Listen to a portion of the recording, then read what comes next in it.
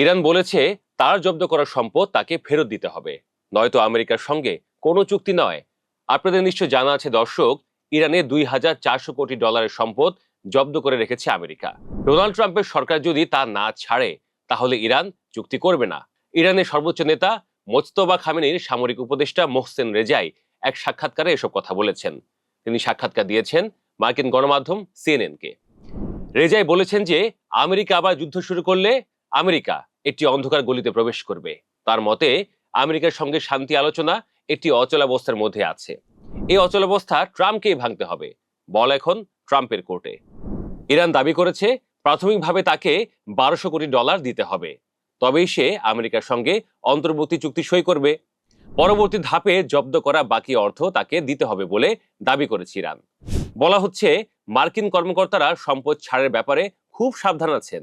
তাদের আশঙ্কা ইরানের দাবি মেনে নিলে ইরানের উপর চাপ রাখা কঠিন হবে। কিন্তু মোহসেন রেজাইয়ের সাফ কথা, জব্দ করা অর্থ সম্পদ ইরানের, আমেরিকার নয়।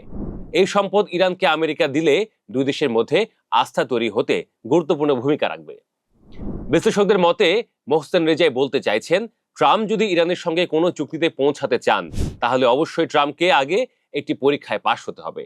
সেটা হচ্ছে আমেরিকা জব্দ করা ইরানে $2,400 কোটি সম্পদ ইরানকে দিয়ে দেওয়া।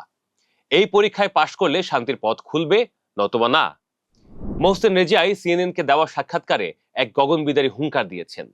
ট্রাম্পকে তিনি সাবধান করে বলেছেন, আমেরিকা যদি আবার ইরানে হামলা শুরু করে তাহলে যুদ্ধটাকে পারস্য উপসাগরের বাইরেও ছড়িয়ে দেওয়া হবে। মোহসেন জানিয়েছেন, নতুন যুদ্ধের ভাইরাস হরমুজ প্রণালী ছাড়িয়ে ভারত মহাসাগর, বাব আল মানদে প্রণালী, লোহিত সাগর এবং ভূমধ্য সাগর পর্যন্ত ছড়িয়ে পড়তে পারে। ইরান এতদিন যেসব মার্কিন ঘাঁটিতে হামলা চালিয়েছে সেগুলোর বাইরেও অন্য ঘাঁটিগুলোতে আঘাত করতে এক চুলো ছাড় দেবে না ইরান, এমনই এক হুঁশিয়ারি দিয়েছেন মোহসেন রেজাই। মোস্তফা খামেনির সঙ্গে ট্রাম্পের বৈঠকের সম্ভাবনা নাকচ করে দিয়েছেন মোহসেন রেজাই।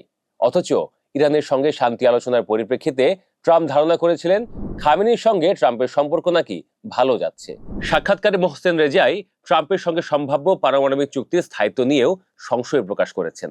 2015 সালের পারমাণবিক চুক্তি থেকে ট্রাম্পের বের হয়ে যাওয়ার রেফারেন্স টেনে রেজাই বলেছেন, আমেরিকা যদি ইরানের ভূখণ্ডে হামলা চালায় এর জন্য ইরান প্রস্তুত।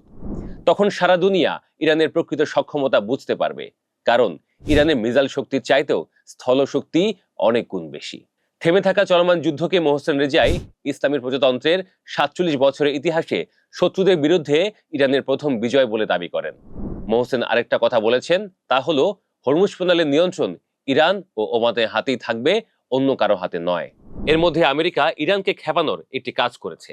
আমেরিকা ভাবছে তার জব্দ করা ইরানের সম্পদ দিয়ে উপসাগরীয় দেশগুলোর ক্ষয়ক্ষতি পূরণ ও পুনর্গঠন করবে।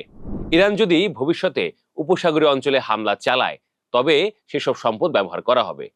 বিশ্লেষকদের মতে আমেরিকার এ ধরনের কর্মকাণ্ডে ইরান আরো ক্ষেপে যাবে। সেটা কি স্বাভাবিক নয় দর্শক? এমন হলে ইরান কি করে আমেরিকার সঙ্গে শান্তি চুক্তি করবে? এমনিতেই তো তার জব্দ হওয়ার সম্পদ ফেরতের দাবি জানিয়েছে ইরান।